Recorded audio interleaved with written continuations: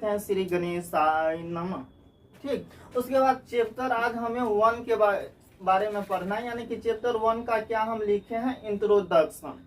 आज हमें इंट्रोडक्शन ही क्लास में समझना है, यानी कि प्रकाश का परावर्तन। सबसे पहले इंट्रोडक्शन समझ लो। इंट्रोडक्शन का मतलब ये होता है कि उसके बारे में हमें जानकारी ले लेना ही बहुत महत्वपूर्ण होता है, क्योंकि किसी के बारे में पहले जान लेना ही क्या होगा, आगे के लिए सफलता प्राप्त होगा।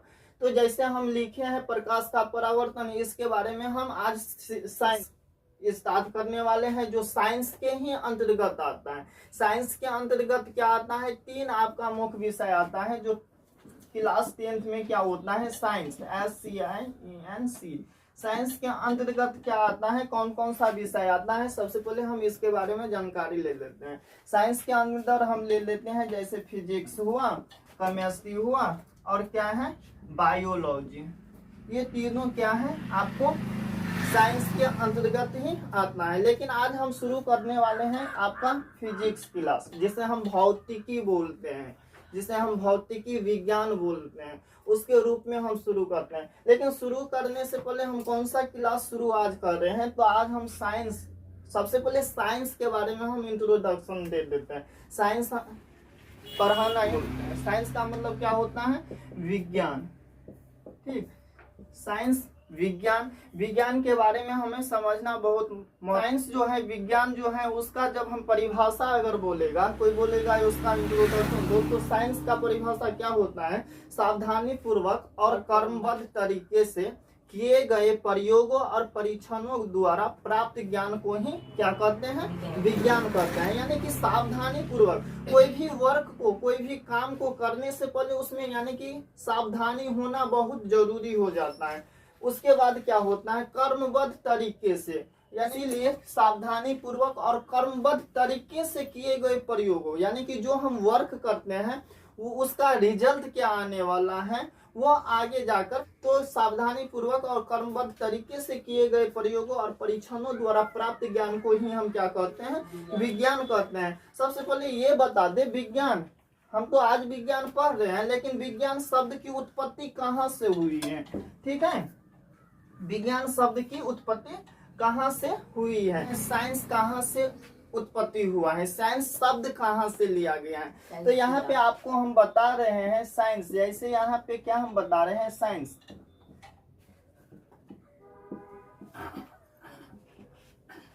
साइंस शब्द जो है आपको वो कहाँ से लिया गया था, तो साइंस शब्द कहाँ से लिया गया था, तो आपको साइंस शब्द सेंसिया से लिया गया था। ठीक है, साइंस शब्द कहाँ से लिया गया था, वो सेंसिया से लिया गया था। अब सेंसिया से तो लिया गया था, लेकिन वो सेंसिया का अर्थ क्या होता है, सेंसिया का अर्थ क्या होता है, तो सेंसिया का अर्थ होता है आपका ज्ञान प्राप्त करना। सेंसिया का अर्थ क्या होता है, ज्ञान प्राप्त करना।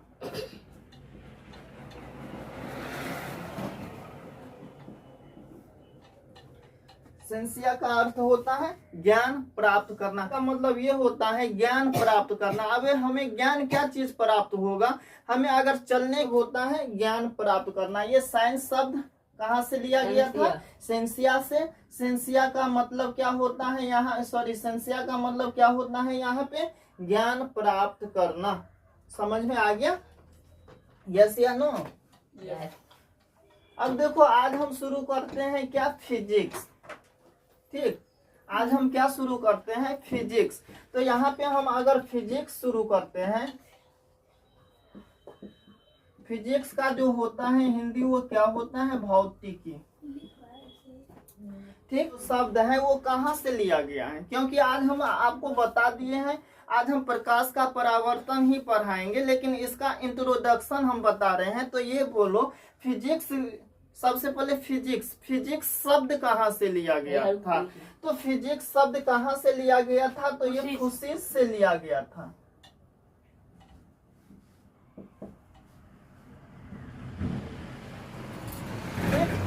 कहाँ से लिया गया था, वो फुसिस से लिया गया था। अब ये कोई पूछ देगा ये फुसिस शब्द कहाँ से लिया गया था, ये कौन सा भाषा है, वो कौन सा लैंग्वेज है, तो हम क्या बोलेंगे फुसिस शब्द का जो लैंग्वेज जो है वो ग्रीक भाषा से लिया गया था, ग्रीक भाषा से लिया गया था। ठीक, फुसिस शब्द कहाँ से लिया गया था, वो ग्रीक भाषा से लिया गया था। लेकिन ये फुसिस शब्द का जो अर्थ होता है वो प्रकृति के बारे में, यानी कि नेचर नंबर। ठीक है, हमें क्या फुसिस का जो अर्थ होता है वो नेचर। अब नेचर का मतलब क्या होता है, तो प्रकृति। हमें जो फिजिक्स में पहला चलता है, यानी कि फिजिक्स में जो भी पढ़ना है वो हम किसके बारे में पढ़ेंगे, तो नेचर के बारे में ही हम क्या पढ़ेंगे, फिजिक्स में पढ़ेंगे। फिजिक्स शब्द कहाँ से लिया गया था, फुसिस से। अब फुसिस शब्द का अर्थ कहाँ है, यानी कि फुसिस शब्द कहाँ से लिया गया था, वो ग्रीक भाषा से लिया गया था। वो कौन सा लैंग्वेज है फुसिस, वो ग्रीक लैंग्वेज है, जिसे लैंग्वेज हम भाषा बोलते हैं। समझ में आया। उसके बाद देखो ये फुसिस, वही हेलो, ये क्या है, फुसिस का मतलब क्या होता है, इसका अर्थ क्या होता है, नेचर। अब नेचर का मतलब क्या होता है, प्रकृति। प्रकृति का मतलब क्या हुआ, तो प्रकृति का मतलब ये होता है जैसे मौसम का बदलना, अचानक बादल का आना, अचानक तूफान आता है, अचानक यानी कि बिजली आता है, अचानक क्या हो, रात दिन, जो रात दिन होता है।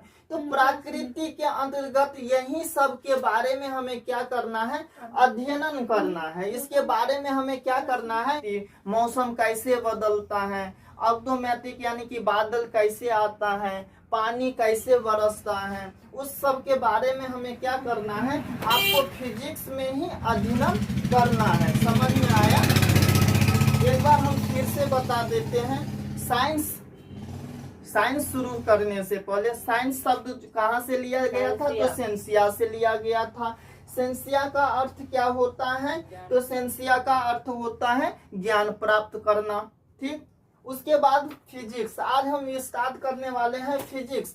तो सबसे पहले हम फिजिक्स के बारे में जान लेते हैं। फिजिक्स शब्द जो लिया गया था वो कहाँ से लिया गया था, तो वो फुसिस शब्द से लिया गया था। फुसिस कौन सा लैंग्वेज है, तो वो ग्रीक भाषा का लैंग्वेज है। समझ में आया। लेकिन वो फिजिक्स का अर्थ क्या होता है, तो उसका जो अर्थ होता है वो नेचर होता है, और नेचर का जो अर्थ होता है वो प्रकृति होता है, जिसमें हमें जैसे अभी हम बताए हैं आप लोगों को, जैसे हमें बादल, मौसम को बदलना, बादल का आना, यानी कि बिजली तरकना, ये सब के बारे में हमें क्या हुआ, के बारे में हमें फिजिक्स में पढ़ाई करना है, उसके बारे में हमें अध्ययन करना है। तो आज हम शुरू किए हैं क्या, साइंस। तो साइंस का मतलब क्या होता है, तो साइंस का मतलब होता है विज्ञान। चलो हम आप लोगों को विज्ञान का परिभाषा लिखाते हैं।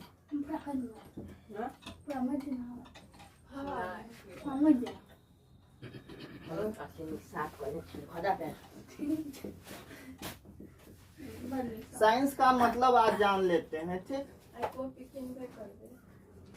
है, सावधानी, सावधानी पूर्वक।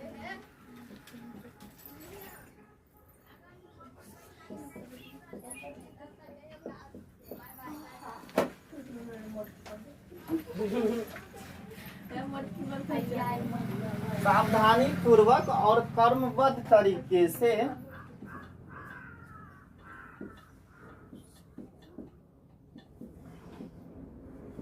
किए गए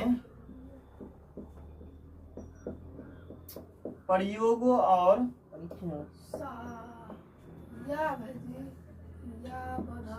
परीक्षणों द्वारा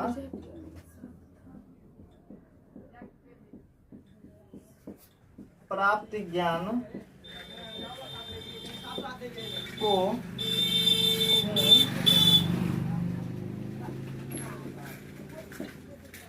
विज्ञान कहते हैं।